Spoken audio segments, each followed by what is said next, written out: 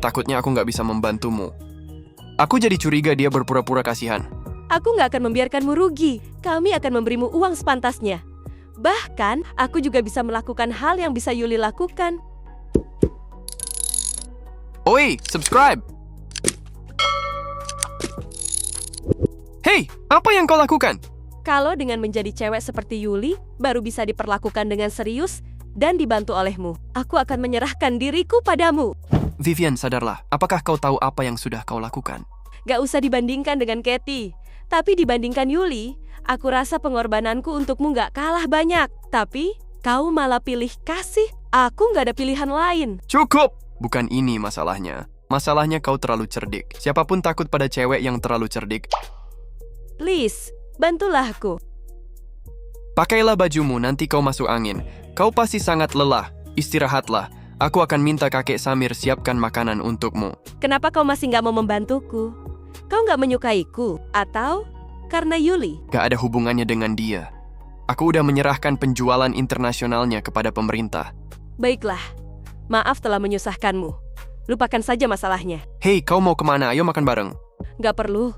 Aku masih ada urusan. Setelah Vivian pergi, Yuli pun datang dan berkata, "Sepertinya pembicaraan kalian gak berjalan dengan mulus."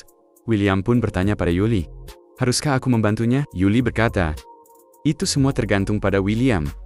Setahu Yuli, masalah keluarga Atmojo sangat sulit untuk dihadapi. William yang mendengar perkataan itu pun beranggapan bahwa Yuli setuju jika William membantu Vivian. Yuli menjelaskan kembali bahwa itu tidak ada urusannya dengannya. Semua itu tergantung pada William. William yang gak tahu banyak tentang keluarga Atmojo pun meminta Yuli untuk memberitahukannya. Yuli menjelaskan bahwa keluarga Atmojo nggak begitu kompak seperti kelihatannya. Begitu Dedi Atmojo menghilang, pengurus pasar internasionalnya jadi mau memisahkan diri. Bahkan, internal di kantor pusat juga mempunyai niat lain. Yuli berkata, kemungkinan Vivian mencari William karena emang nggak ada jalan lain. Tiba-tiba, ponsel William berdering entah siapa, dan entah kenapa. William begitu marah saat mengangkat telepon itu. Dan scene berpindah di dalam villa keluarga Yorda. Terlihatlah keluarga Yorda yang sedang berkumpul di ruang rapat. Ayah William memberikan sebuah hadiah dari keluarga Anjaya yang berupa sebuah kontrak senilai 8 miliar rem ke kakek Thomas atau kepala keluarga Yorda. Adik sepupu William tertawa dan berkata, "Lindsay sangat beruntung karena bisa disukai oleh Carter dari keluarga Anjaya." Sambil menerima kontrak kakek, Thomas menanyakan keberadaan Lindsay. Lindsay masih di kamar. Dia tidak mau makan dan minum. Tapi, adik sepupu William yakin Lindsay nggak akan membiarkan dirinya mati kelaparan. Ayah William akan melihat keadaan Lindsay, namun kakek Thomas yang tahu ayah Lindsay akan membujuk Lindsay untuk makan pun melarangnya. Kakek Thomas berkata, "Biarkan saja, dia harus berkorban untuk keluarga Yorda." Ayah William yang khawatir dengan keadaan Lindsay memberi saran. Dia akan mencoba meminta bantuan pada William. Dengan bantuannya, keluarga Yorda akan jaya dan gak perlu menyuruh Lindsay menikah dengan Carter. Kakek Thomas bertanya, "Apakah kau punya cara?" "Aku hanya bisa mengusahakannya," ucap ayah William. Sepupu William yang tahu William gak akan mau untuk bekerja sama dengan keluarga Yorda memberi saran agar menikahkan Lindsay saja, dan tiba-tiba William datang dan bertanya keberadaan Lindsay. Sepupu William mendekati William dan bertanya kenapa William mencari Lindsay. Dia juga mengajak William untuk duduk dan membicarakannya dengan baik-baik. Kakek Thomas bertanya, "William, apakah kau sudah berubah dan mau kembali?" Begitu juga dengan ayah William yang akan melupakan masalah dan akan menerima William dengan senang hati.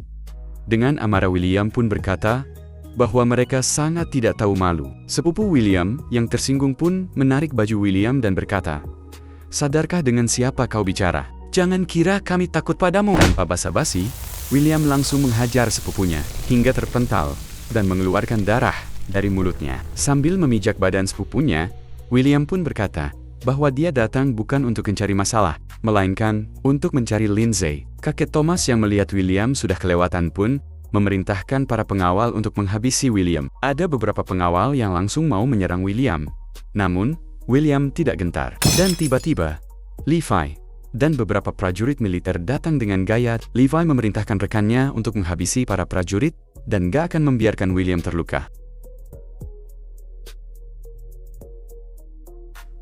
Tanpa waktu lama, Levi dan rekan-rekannya dapat mengalahkan para pengawal keluarga Yorda dengan mudah. Hal itu membuat Paman William menjadi heran dan kagum dengan prajurit milik William. Sekarang udah bisa bilang Lindsay ada di mana belum? William, berani-beraninya kau mengancam keluargamu? Apa kau pikir kami takut? Takut atau enggak, harus dicoba dulu. Setauku, satu-satunya cowok di keluarga Yorda yang termasuk hebat adalah Gabriel. Kalau aku mematahkan juniornya, apakah keturunan keluarga Yorda akan terputus? Jangan, Lindsay ada di kamarnya, kau temui sendiri aja. Jangan sakiti anakku. Seharusnya bilang aja dari tadi, buat apa memaksaku turun tangan? Sin pun berpindah ke kamar Lindsay. Terlihat dia yang sedang merenungi nasibnya, dan William pun datang dan berkata bahwa dia datang untuk menjemput Lindsay. Melihat kakaknya yang datang, Lindsay pun senang dan menangis haru.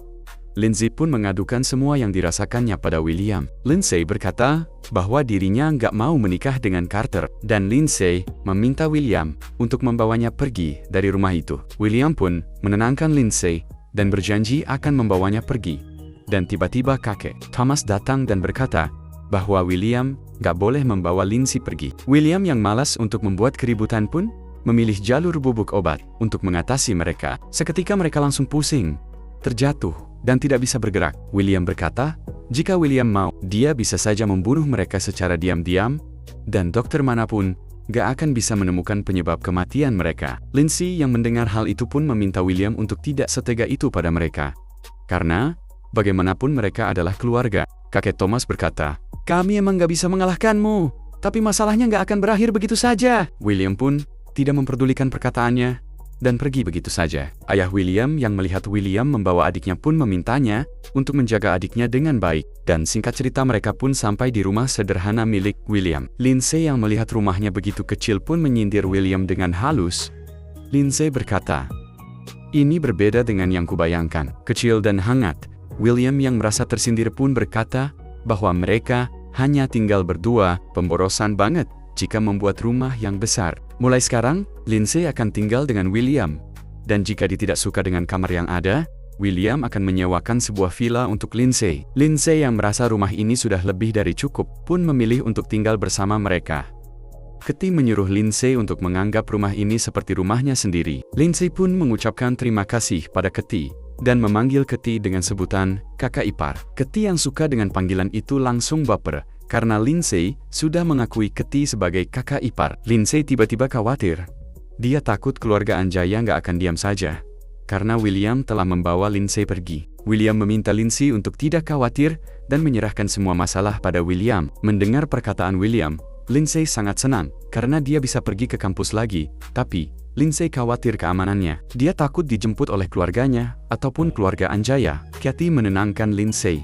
Ketty akan menyuruh Jennifer, prajurit wanita, untuk mengantar dan menjemput Lindsay. Merasa dirinya sudah aman dan bisa hidup bahagia. Lindsay pun mengucapkan terima kasih pada William dan Ketty.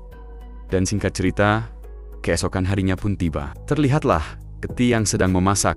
Dan William pun datang dan menyindir Ketty yang tiba-tiba masak. Ya karena sebelumnya Ketty yang sibuk dengan kerjaannya, jarang banget mempunyai kesempatan memasakkan William. Dan hari ini, dia meluangkan waktunya untuk memasak demi merayakan bersatunya William dan Lindsay. Ketty berkata, walaupun kau selalu pura-pura cuek, sebenarnya kau peduli dengan adikmu kan? Perkataan itu membuat William tersipu malu, karena telah ketahuan. William pun menantang Ketty untuk memasak bareng dengannya. Setelah Lindsay pulang, Lindsay lah yang akan menjadi juri dari masakan mereka masing-masing. Dan tiba-tiba, ada yang menelpon William. Dan ternyata, itu adalah Winona. Winona dengan rasa khawatirnya pun mengabarkan pada William bahwa Lindsay telah ditangkap. William yang kurang mengerti dengan perkataan Winona pun meminta Winona untuk mengatakannya dengan pelan-pelan. Winona menjelaskan bahwa ada beberapa orang botak berbaju hitam. Mereka masuk ke kampus dan membawa Lindsay pergi secara paksa. William yang tahu itu pasti adalah orang-orang Carter pun terlihat sangat geram. Ketty yang merasa bersalah karena telah membiarkan Lindsay untuk pergi ke kampus, meminta maaf pada William. William tidak menyalahkan Ketty, karena bagaimanapun William telah setuju dengan keputusan itu. Mereka hanya nggak menyangka bahwa para lawan sangat sekejam itu. Namun, mereka nggak akan menyangka bahwa William bisa lebih kejam dari mereka. Scene berpindah ke sebuah rumah sakit. Terlihatlah Carter yang sedang bersenang-senang dengan dua wanita. Salah satu wanita itu mengeluh kesakitan dan berkata, Carter jahat banget. Carter pun menamparnya. Dia akan marah jika melihat mereka mengeluh. Wanita itu yang lebih membutuhkan uang pun meminta maaf, berterima kasih dan berkata bahwa dia sangat senang. Berkat kedua wanita penghibur itu, keberadaan Carter di rumah sakit jadi tidak membosankan. Carter sangat senang dengan hidupnya. Di tengah-tengah kesenangannya, Carter pun mengutuk William. Dia berjanji akan membunuh William setelah keluar dari rumah sakit.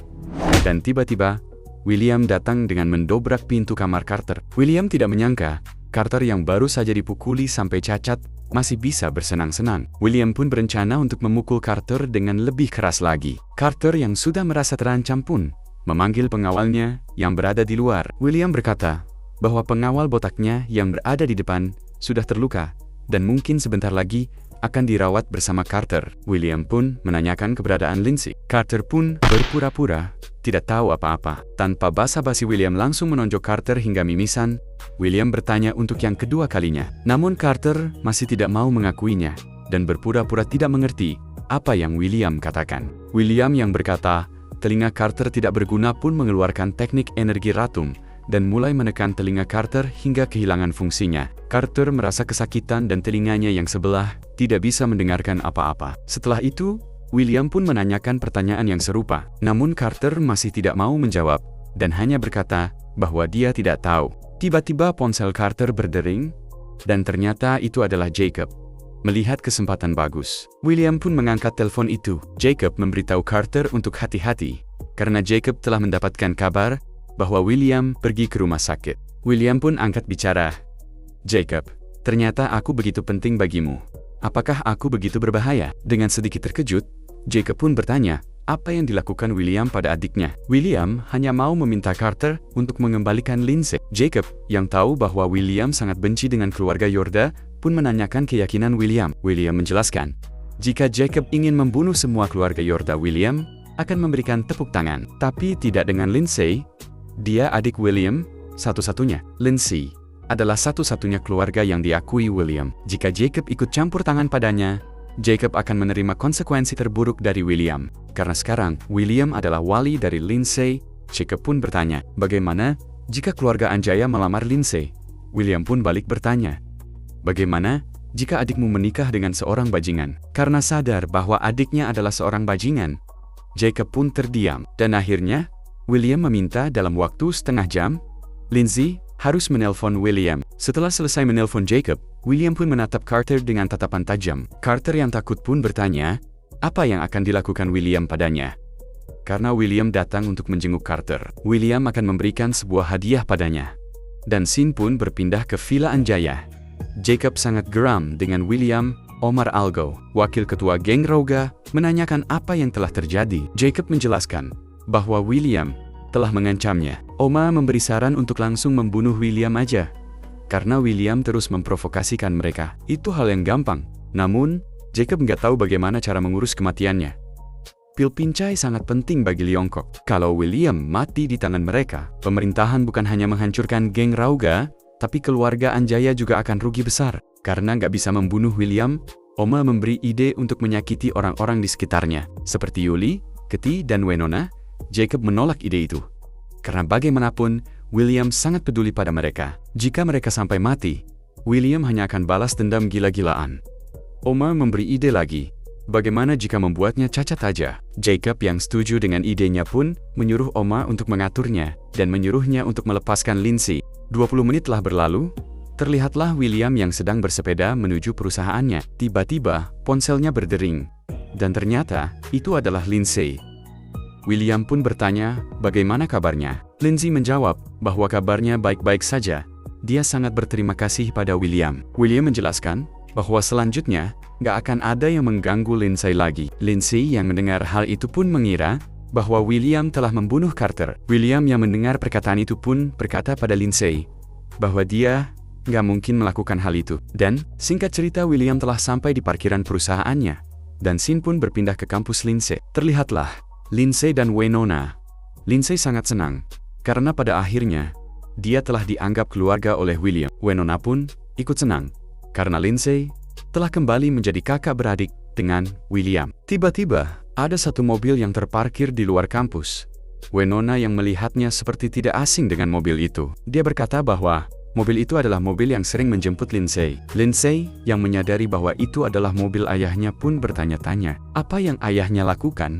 Ayah Lindsay yang baru keluar dari dalam kampus pun menghampiri dan menanyakan kabar Lindsay. Lindsay yang melihat ayahnya baru keluar dari dalam kampus pun bertanya, apa yang ayahnya lakukan? Ayahnya berkata bahwa dia sudah mengurus penangguhan kuliahnya. Kelas di sore ini adalah kelas terakhir untuk Lindsay, dan mulai besok Lindsay nggak perlu kuliah lagi. Lindsay yang mendengarnya seketika langsung syok dan sangat sedih. Sambil menangis, Lindsay pun bertanya, "Ayah, kenapa kau begitu? Susah payah kakak William memberikanku kehidupan yang normal, dan kalian malah mau memaksaku menikah dengan Carter." Ayahnya pun berkata bahwa ini bukan kemauannya. Jika Lindsay nggak menikah dengan Carter, keluarga Yorda akan terus ditindas oleh keluarga Anjaya. Ayah Lindsay pun menasehati Lindsay, terlahir di keluarga besar seperti ini, meskipun bisa menikmati kehidupan yang kaya, namun kita nggak bisa melihat masa depan sendiri. Kita juga harus mementingkan kepentingan keluarga dalam segala hal. Lindsay yang mendengarnya pun hanya terdiam dan mengeluarkan air mata. Ayah Lindsay pun bertanya, apakah Lindsay membencinya? Sambil menangis, Lindsay berkata bahwa dia tidak membenci ayahnya. Dia tahu ayahnya sangat menyayanginya. Dan dia juga tahu ayahnya seperti ini karena ditindas oleh kakeknya dan pamannya. Lindsay tahu dia berhutang jasa dan lainnya pada keluarga Yorda, dan akhirnya Lindsay akan menerima pernikahannya dengan Carter. Setelah mengatakan itu, Lindsay pun langsung pergi. Ayahnya yang melihat kesedihan anaknya pun bertanya dalam hati, apakah benar-benar layak menukar kebahagiaan putriku untuk kepentingan keluarga? Dan Sin pun berpindah ke perusahaan William. Terlihatlah William yang telah selesai bekerja dan berencana menjemput Lindsay ke kampusnya. Sambil berjalan menuju parkiran sepeda, William pun berpikir, apakah Lindsay akan keberatan jika dia menjemputnya dengan sepeda tua milik William? Dan tiba-tiba sebuah mobil berhenti pas di depan matanya, dan ternyata itu adalah Celia. Dia datang untuk mengantarkan mobil yang dibawanya untuk diberikan kepada William. William yang mendengar kata memberikan pun terkejut. Namun ternyata Celia memberinya tidak cuma-cuma. William harus membelinya dengan harga 100 juta rem. William yang mendengar harga yang begitu mahal untuk sebuah mobil jelek pun mengabaikannya. Celia menjelaskan bahwa kakek Ronald yang menyuruhnya. Kakek Ronald tahu bahwa William telah menyinggung geng Rauga dan mereka pasti akan balas dendam. Jadi, kakek Ronald memesan mobil ini yang menurutnya sangat aman. Sambil membuka kunci sepedanya, William pun berkata bahwa dia bisa menjamin keselamatannya sendiri. Dia lebih baik memberikan uang 100 juta rem kepada pengemis daripada harus membeli sebuah mobil jelek seperti itu. Dan tiba-tiba, sebuah alarm pun berbunyi di sepeda William. Celia yang menyadari ada yang tidak beres pun segera bergerak untuk mendorong William sekuat tenaganya. Dan sepeda William pun meledak. Itu adalah sebuah bom yang sengaja diletakkan oleh geng Rauga. Itu bom model terbaru, nggak terlalu kuat. Celia berkata, sepertinya mereka mau membuatmu cacat, bukan mau membunuhmu. Dengan rasa geram yang luar biasa, William pun mengutuk Jacob.